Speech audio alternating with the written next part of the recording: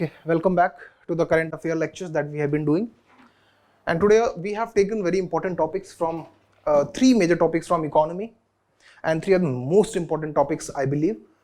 For the last week, there has been a lot of happening in the economic portion of our syllabus, and we are going to look through all these things in a very detailed manner, and we'll try to understand what is the implications, what are the effects of those things that have been happening, like very important from exam point of view basically. Because there have been a lot of questions, multiple questions, and many times in like years succession by succession, years by years, the questions have been from asked from these sections. Okay?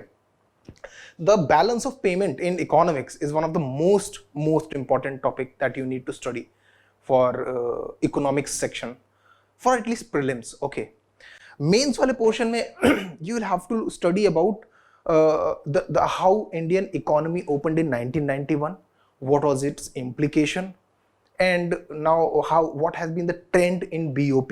Okay, so this is how you should approach this topic. Okay, for the prelim section you need to study what is BOP, what are the components of BOP, what is Forex, okay, and how does the currency exchange rate vary, what are its impacts on the economy, for the prelims section. Okay.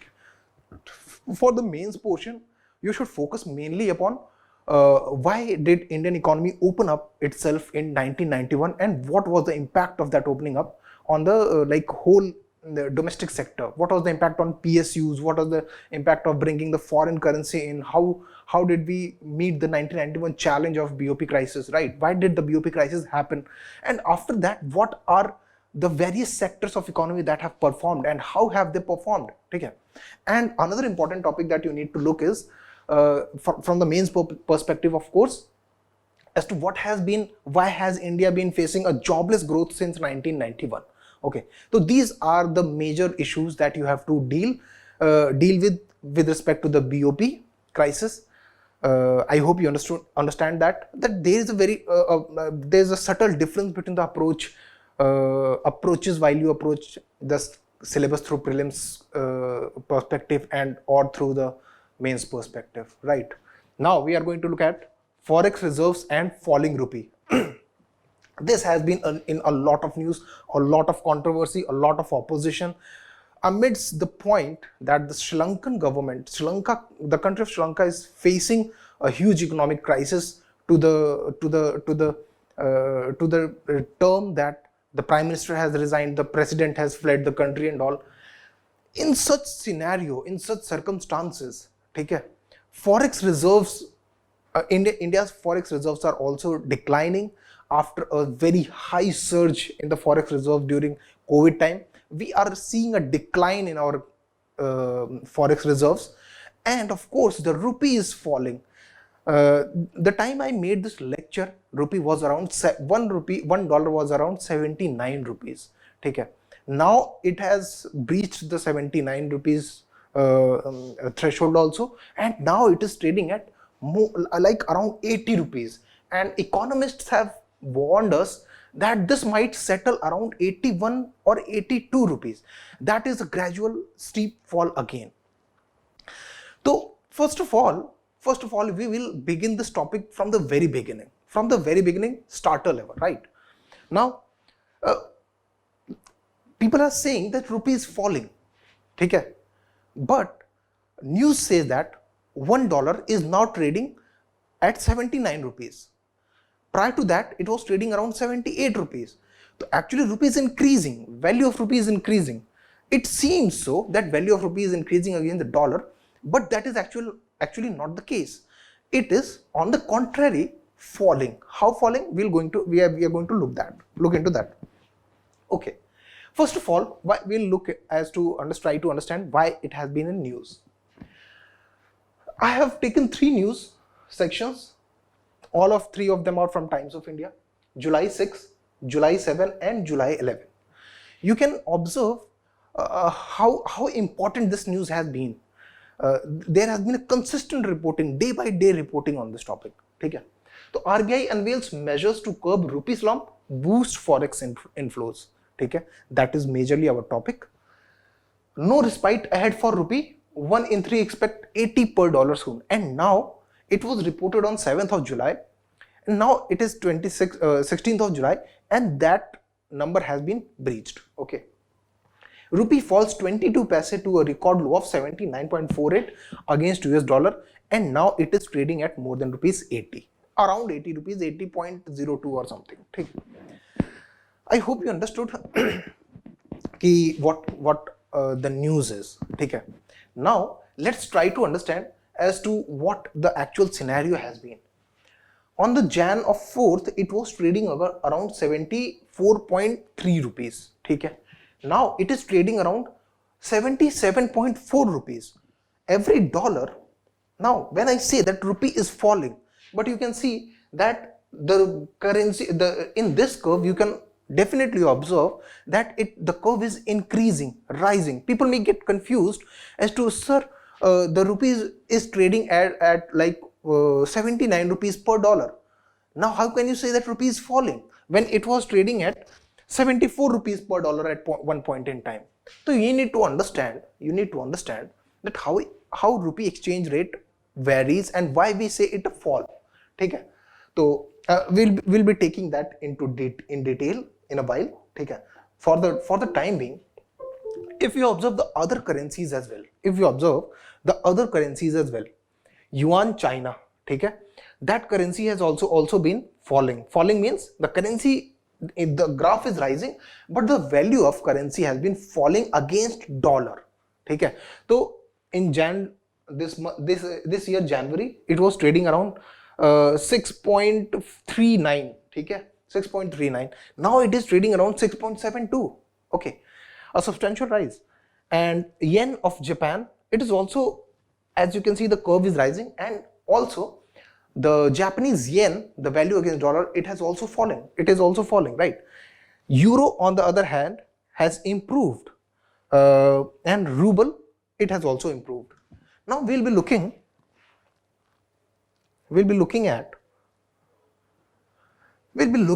at the cause and the effect relationship and how does exchange rate vary.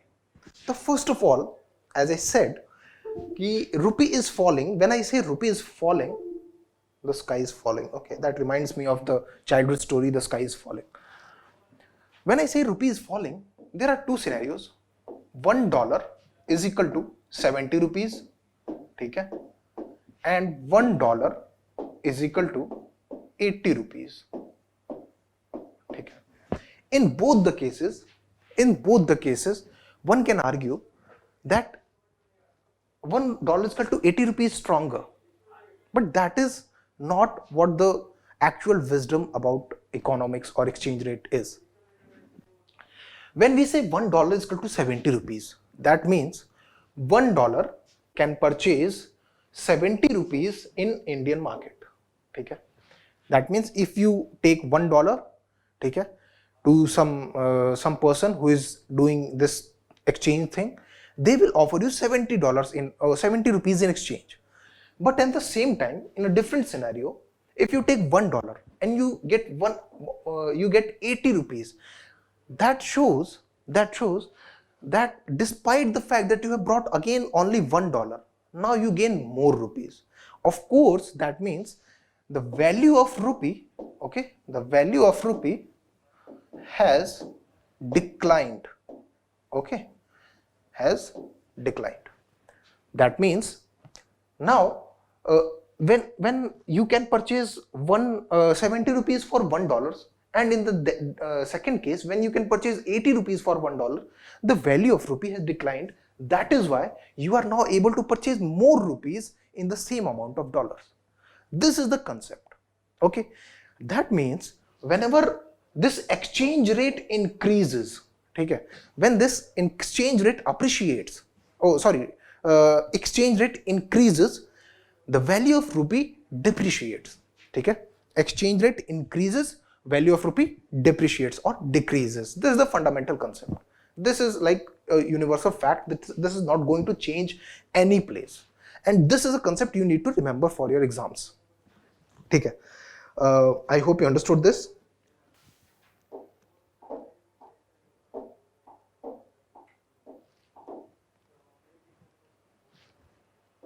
Okay. Now, what is exchange rate? What is purchasing power parity?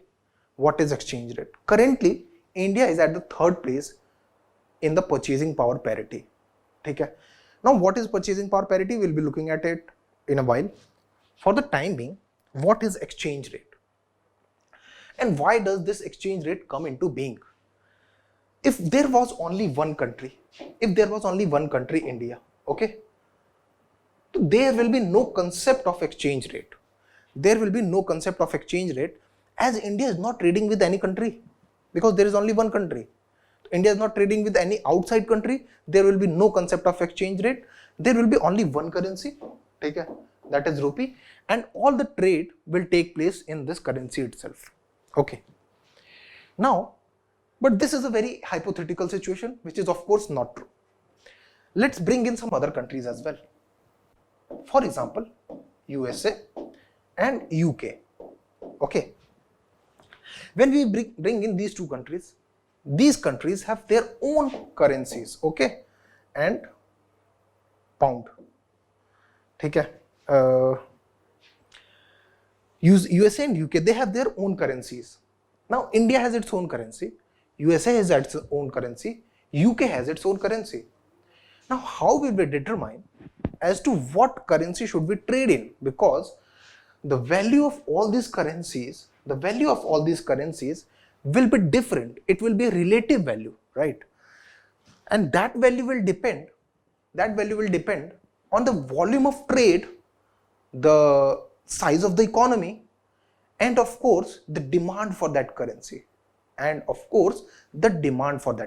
That means exchange rate depends primarily upon three factors: the size of the economy, the demand of that currency, and of course the size of the economy, and of course the volume of trade that country does. Okay. But still there are many other parameters which affect the exchange rate. Okay. I hope you understood up till now. So dollar has become the most favored currency for international trade. Now, why has dollar become so popular? Because American economy has largest size. Okay.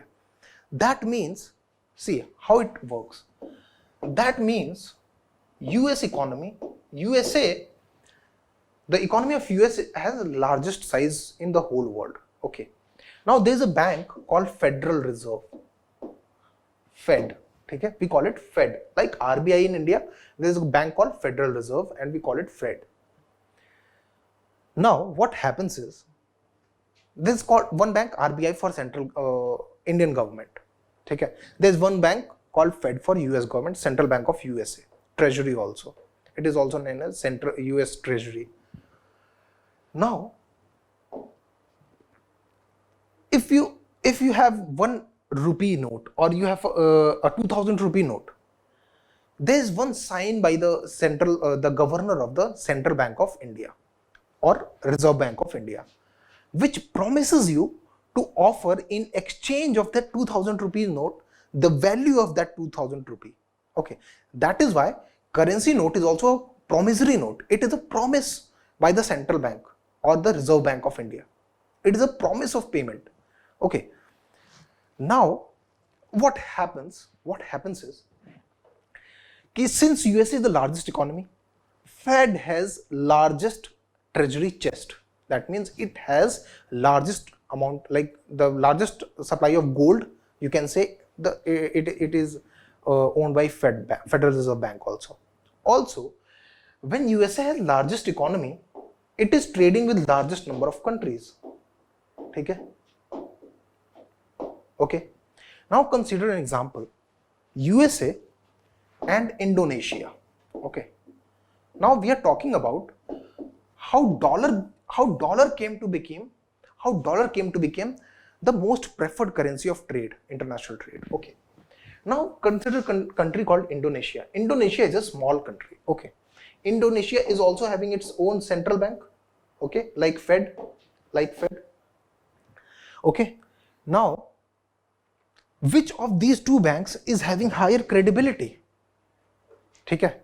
which of these two banks is having higher credibility? Of course, the Fed of USA, because USA economy is large, its bank is big, its bank is having a large asset size. That means the guarantee provided by the Fed or the promise of Fed is more credible than the guarantee provided by Indonesia. Understood? The guarantee provided by the Fed is more credible, more reliable than the guarantee provided by Indonesia. Fed will say, the USA, the traders of USA will say, कि I can accept Indonesian currency in exchange for the trade, but I'm sorry, your central bank, the credibility of central bank is not as much as the Fed of USA. Is not as much as the Fed of USA. Okay. That means since USA is having the largest economy size, largest credibility, largest trust, that any trade done in dollars will be honored by US bank. Okay, will be honored by US central bank or Fed. When you take a currency of like rupees 2000 note, okay, so you make a payment in that. So that payment is supported by RBI's promise. If RBI withdraws its promise, or if people stop trusting RBI, that note is having no value at all. That note is having no value at all. Okay, because it is not gold. Its value in real terms is hardly more than like 10 rupees. The manufacturing cost of 2000 rupees is hardly more than 10 rupees. Okay. Sorry. That means the trade between the countries or the acceptance of a currency between the countries depends upon which currency is more reliable to be honored by its central bank or the body which is backing it. Of course, the currencies are backed by the central banks of respective countries. Understood? That means the Fed of USA is having higher credibility than Indonesia. Similarly, the Fed of USA is having higher credibility in terms of honoring its promise with respect to all the other countries. That makes dollar the most trusted, preferred and reliable currency in the international trade market. Recently, 2-3 days ago, RBI has also passed a circular which mandates the trading in Indian currency also. Okay? Trading in Indian currency also. That means now Indians need to make payments, or foreigners need to make payments in Indian rupees and accept Indian rupees. Okay.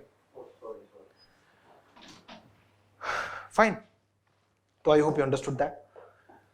So that brings us to the point that why dollar is the most preferred currency.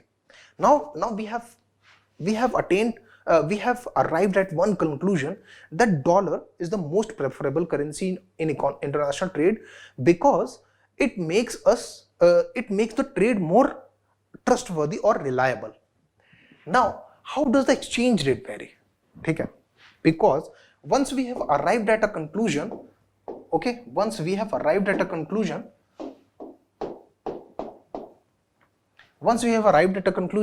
that okay, India and USA both will trade in dollars.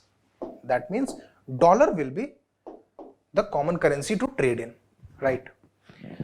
But think about this, that any product, for example, a mobile phone, is being manufactured in India. A mobile phone is being manufactured in India. It is being exported to US market. For example, Apple is being manufactured in Foxconn factory in India, Chennai. And that iPhone is being exported back to USA, right? So in that case, the trade will take place in dollars, okay? But the currency in this domestic market is not dollar, it's rupee. You cannot purchase something in dollars in India, okay? Because of course no one is going to accept dollars. They will say ki bhai, it is 100 rupees, okay? Because the fiat currency in India, the currency of daily trade in India is what? Rupee. That is guaranteed by the central bank or Reserve Bank of India. So that means in domestic market, the preferred mode of trade is rupee. but the trade between these two countries is going on in dollars. It means the person or the importer from USA,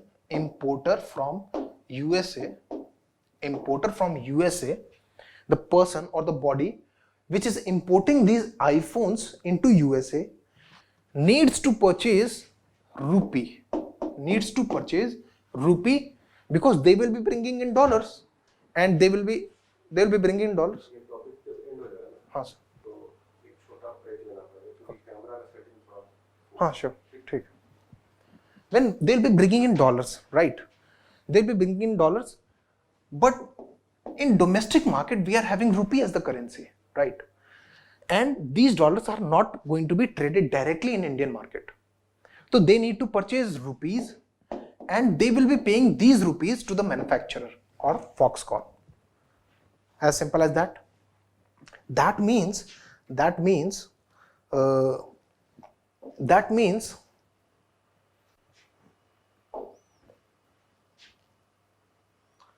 okay, that means the trade that is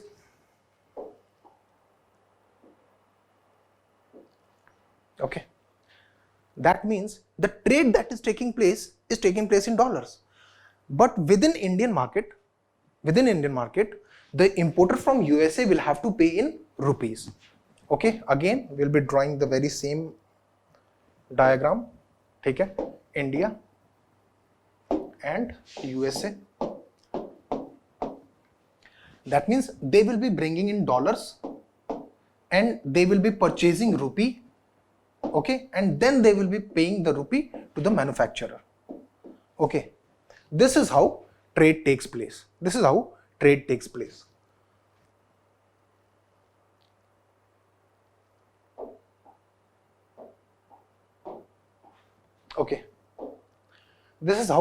takes place. Now we are talking about the exchange rate. Exchange rate primarily depends upon the demand of the currency.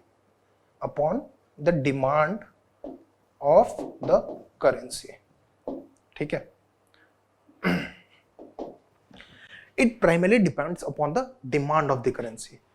If there are more number of people who are importing from India, ठीक है? That means this is RBI. Why? Because RBI is the body that provides Forex services. Forex means foreign exchange services. Okay, that means Forex services provided by RBI. That means the foreigners which are trying to import something from India, they will have to go to RBI and purchase some rupee, and by paying dollars, and then they will be making payments in India. So this is why this body is RBI. Now when they bring in dollars, if there are a lot of people who are bringing in dollars, that means the demand for rupee is high. ठीक है? There are a lot of people rushing in to purchase rupees. ठीक है? And we know जब भी किसी भी चीज का demand high होता है, whenever there is a demand, when the demand is high, ठीक है, then the cost is high. Understood? It's a very simple supply demand curve.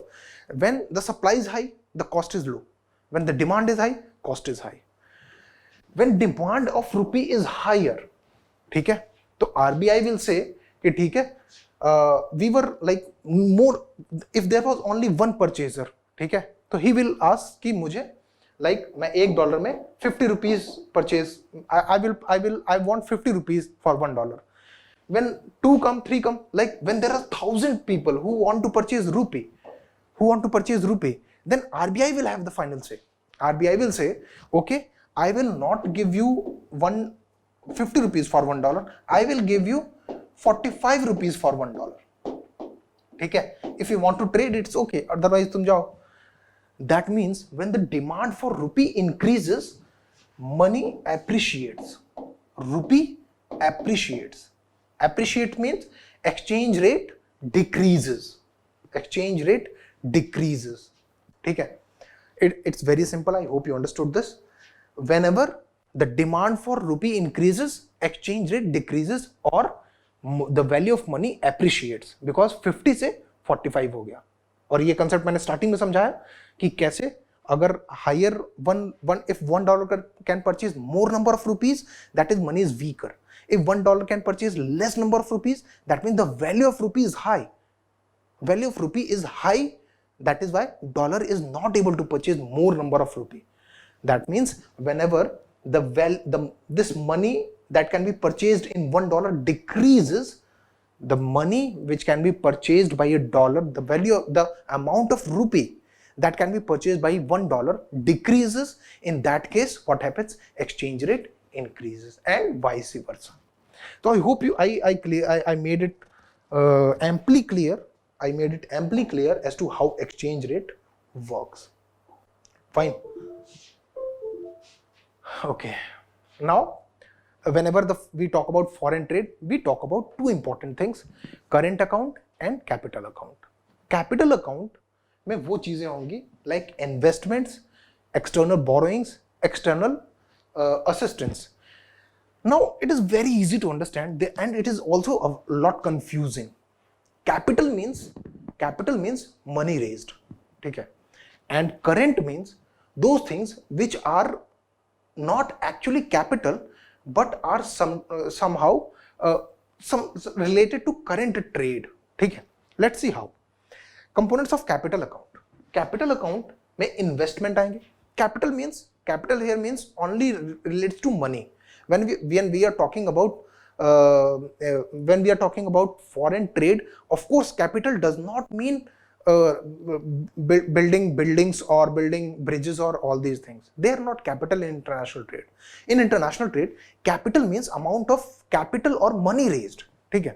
For example, FDI, foreign direct. If for example, if a foreign country makes an investment in some Indian company, like if Walmart made an investment in Flipkart and actually they purchased it, that is a foreign direct investment, and that is on the capital account.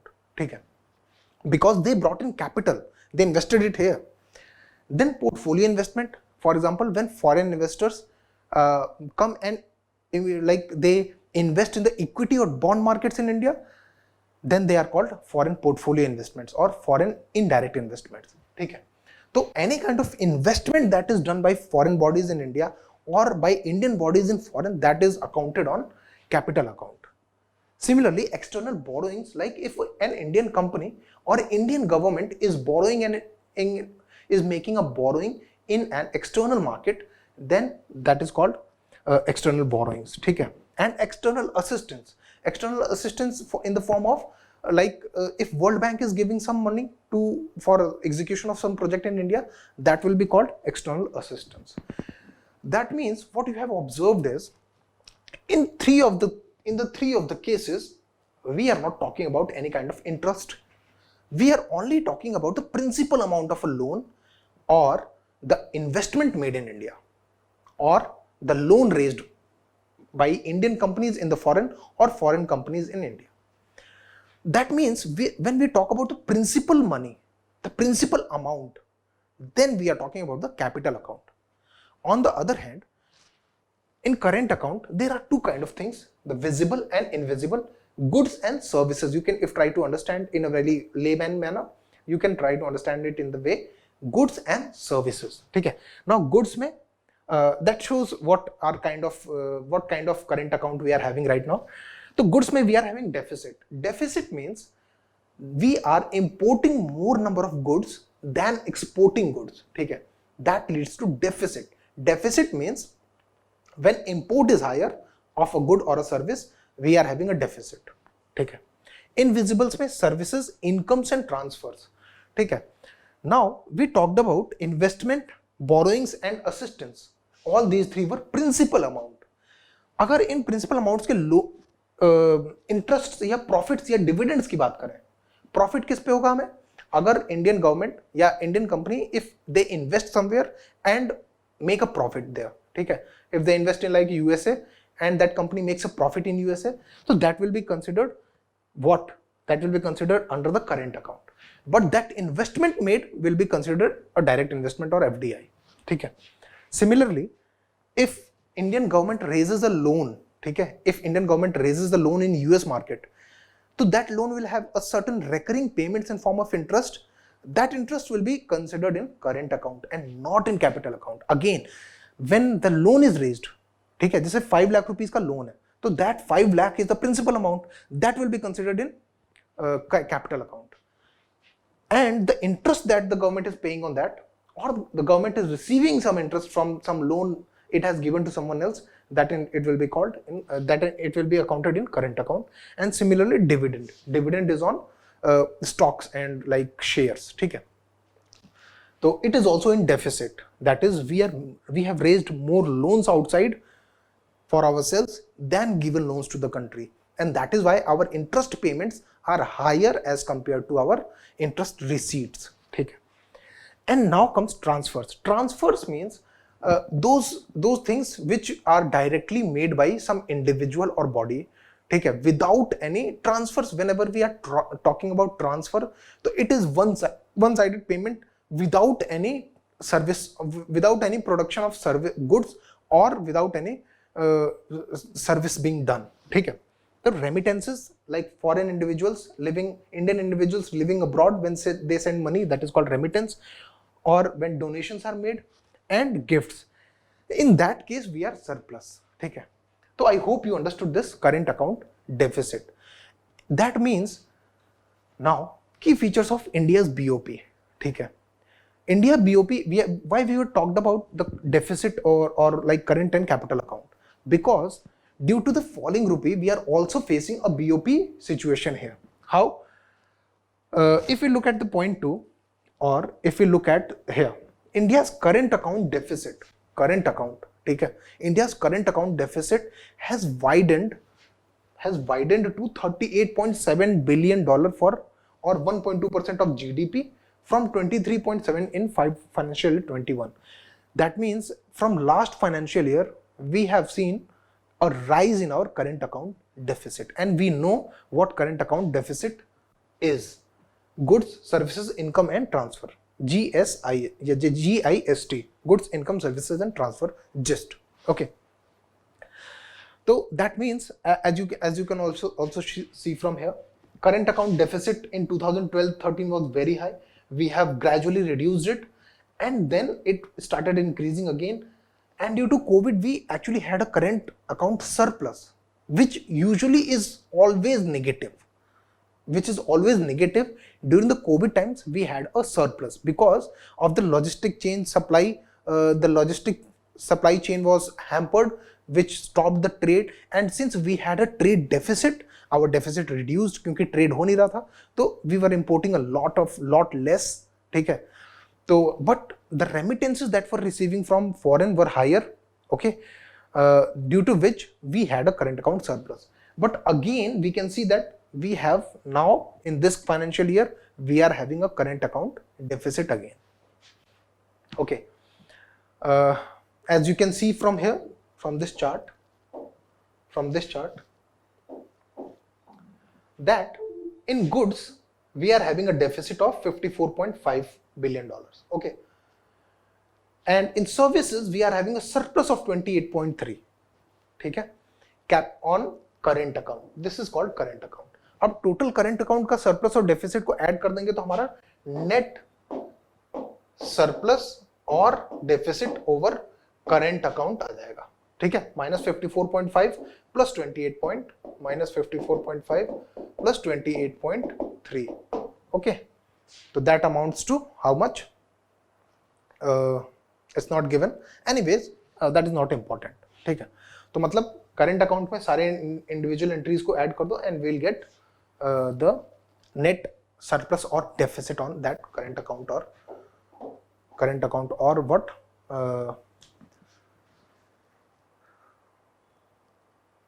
Of course, capital account. Now, what India has done to boost Forex is the government has started schemes like duty exemption scheme. ठीक है. These schemes are mainly to counter what? Capital deficit, current account deficit. Okay.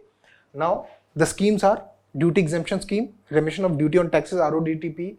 These schemes are basically the schemes that are being used, that are being promoted by the government to promote exports, so that our trade deficit could narrow down, ठीक है, we are having a huge trade deficit. That means we are importing a lot of goods rather than exporting. So government is trying to promote schemes which promote exports so that the current account deficit, the deficit between export and import can be narrowed down. Okay, so these RODTP, one I have made a lecture on RODTP, kindly go through that. And in Nirvik also I have made a lecture. So duty exemption schemes means such schemes which provide custom duty exemption to exporters. Okay. Apart from these schemes, India is one of the top countries that has attracted highest amount of FDI. That is also leading us to some positive thing. Okay. And forex swap schemes, we have a forex swap agreement of $100 billion with the Central Bank of Japan. How does it help? It helps in the situations when we are facing a current account crisis, okay, and we need to make payments, okay, like the BOP crisis in 1991. We did not had any currency swap agreements with any countries at that time, so we had to borrow from IMF. But now we have currency swap agreements. Like for example, if we fall short of our foreign reserves, then we can make a currency swap with Japan that आप $100 billion दे दीजिए, हम उसको बदले आपको $100 million rupees दे देते हैं, and we will swap this amount after some point in time. That is called currency swap agreement. Okay. So these are the initiatives that have been taken by the government to boost Forex. I hope you understood this. It was a very interesting topic. If you have any issues or any problems in this, kindly reach me out in the comment section. I hope I made it amply clear. Okay. But still, there can be doubts. I'm not the perfect teacher, but still there can be doubts, and that is why whenever you have doubts, kindly reach me out in the comment section. I always check the comment section. Okay. Thank you.